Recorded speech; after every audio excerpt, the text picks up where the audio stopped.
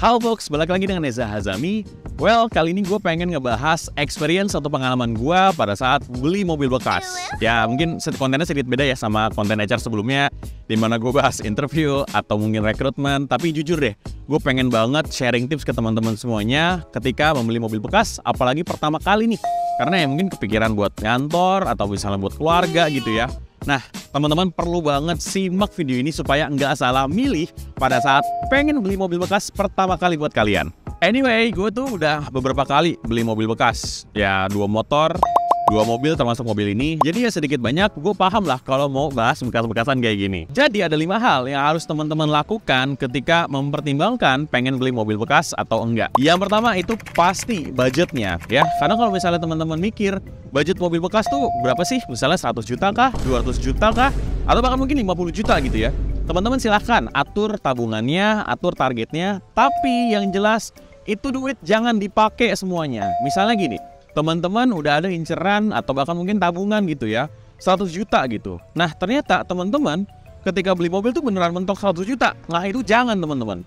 Jadi gue selalu pesan ke teman-teman gitu ya, ketika memilih mobil bekas selalu sediakan 10% sampai dengan 20% untuk alokasi budget. Misalnya gini, tadi kan tabungannya 100 juta gitu ya. Teman-teman berarti sisihkan mungkin sekitar 20 juta.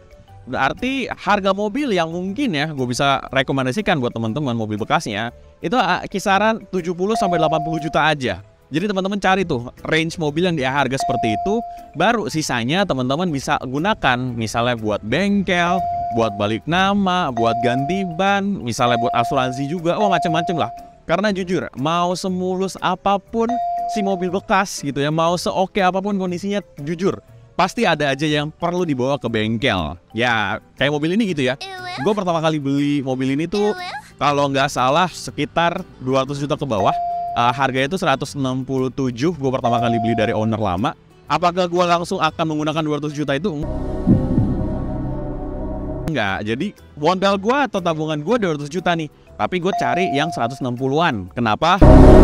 Karena gue tahu masalah servisnya, balik namanya itu pasti ya bener aja gitu. Gue servis 20 juta sendiri, balik nama belum, dan macam-macam. Dan ya alhamdulillahnya dengan tabungan 200 juta gue itu ya cukup lah untuk bisa dandanin sampai beres kayak gini teman-teman. Apalagi masalah interior nih teman-teman. Karena kita nggak tahu ya, owner lama tuh udah ngapain aja sama mobilnya di dalam. Nah yang kedua, kalau misalnya kalian udah tahu nih total budget kalian, tabungan kalian berapa gitu ya, kalian mulai kerucutin kebutuhan kalian tuh seperti apa sih? Apakah dipakai buat ngantor aja, atau ngantor keluarga, atau misalnya ngangkut barang gitu. Nah itu silahkan pertimbangkan lagi karena kebutuhan orang beda-beda ya teman-teman. Apakah misalnya pengen 5-seater gitu ya, yang penting mobil kecil deh, kayak misalnya mobil city car atau hatchback, atau 7-seater gitu ya kayak LMPV atau SUV. Karena ya balikin lagi, setiap mobil punya plus minusnya. Nah kalau misalnya nih teman-teman kepikiran kayak oh yaudah yang penting buat ngantor aja deh, yang penting nggak kehujanan atau butuh ngantor keluarga kecil gitu ya, yang penting fungsional, boleh teman-teman pertimbangkan beli LCGC.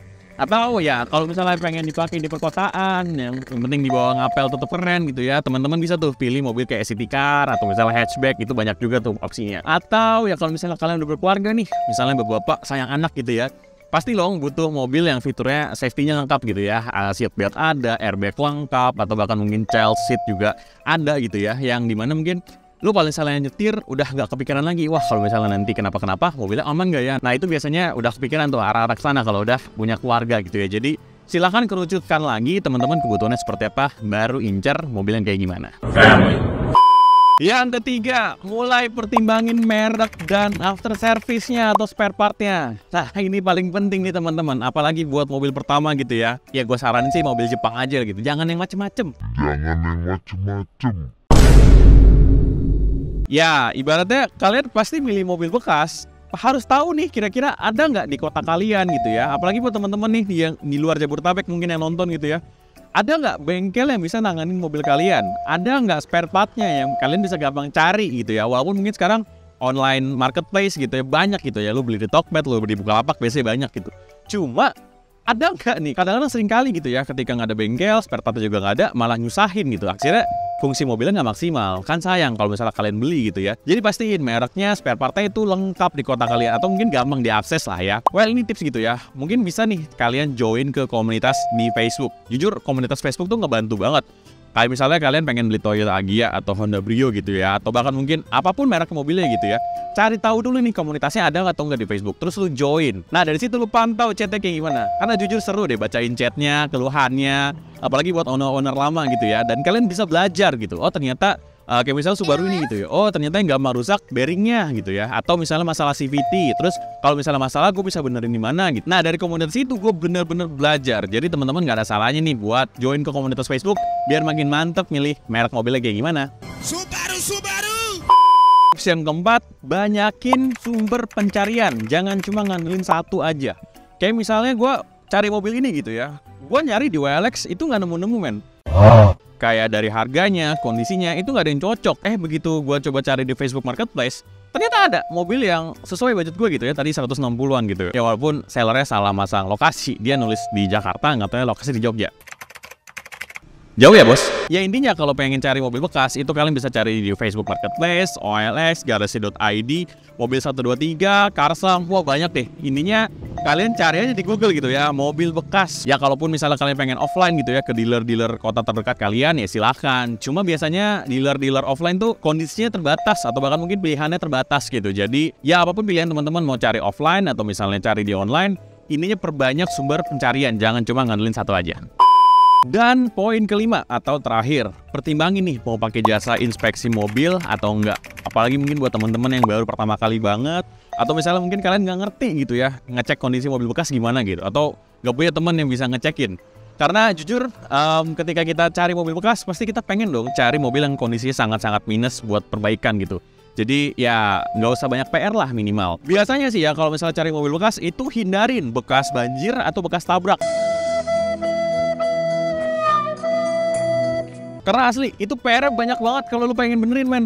Dan biasanya kondisinya nggak sesehat dulu tuh mobil. Jadi ya hindarin dua hal itu. Nah ketika teman-teman pengen pakai jasa inspeksi, itu biasanya mereka ngecek dua kondisi itu yang paling penting. Dan penilaian-penilaian yang ada di dalam mobilnya, ya misalnya mesinnya, interiornya ada rusak atau enggak, kondisi eksteriornya ada lecet atau misalnya bekas gesek atau enggak. Nah ini poin penilaiannya banyak banget. Dan setelah mereka inspeksi, mereka akan ngirimin hasilnya lewat email atau mungkin ke handphone kalian. Mungkin gue sharing aja gitu ya, pada saat gue beli mobil ini, ya kalian bisa lihat ya, plat mobil ini tuh plat AD asli Jogja.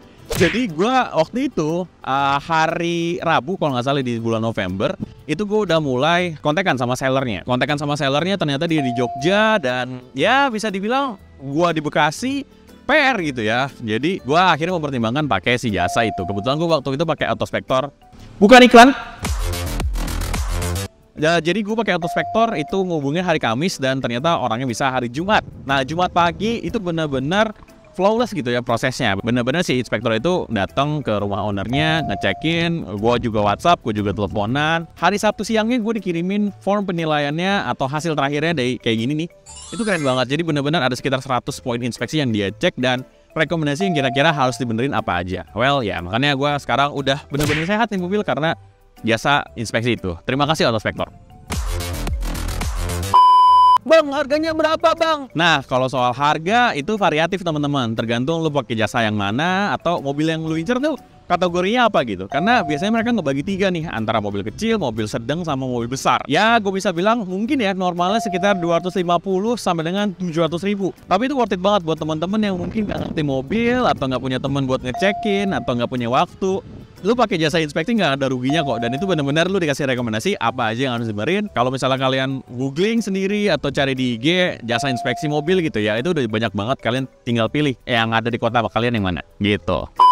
Well, itu aja folks mungkin yang gue bisa sharing ke teman-teman semuanya. Perkara beli mobil bekas tuh apa aja sih yang harus kalian perhatiin? Ya kalau misalnya gue ada yang kurang atau misalnya kalian pengen nambahin, silakan komentar aja di bawah gitu ya. Biar kita sama-sama belajar seni beli mobil bekas itu asik loh. Nextnya kita mau bahas apa ya? Apakah mungkin tips negonya pas ketemu seller atau gimana? Kalian boleh nih komentar di bawah ya. Jangan lupa like kalau misalnya kalian merasa video ini membantu kehidupan kalian. Dislike aja kalau misalnya kalian nggak suka, atau mungkin komentar kira-kira gue butuh bahas apa aja sih perkara mobil selain memang dunia HRD dan rekrutmen. Jangan lupa subscribe dan share video ini sebanyak-banyaknya ke grup WhatsApp kalian, grup teman SD, SMP, SMA, kuliah, pokoknya semuanya lah.